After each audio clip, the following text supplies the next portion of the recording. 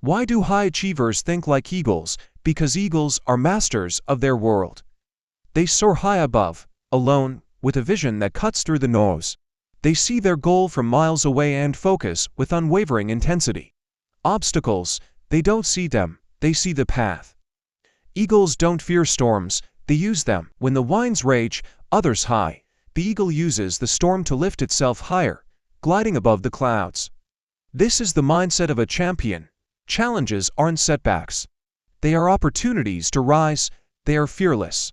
No prey is too strong, no challenge too great. They are tenacious, never settling for leftovers, always hunting for what they deserve. Renew your strength. Let go of what holds you back. Fly with those who lift you higher. Think like an eagle. Soar to new heights.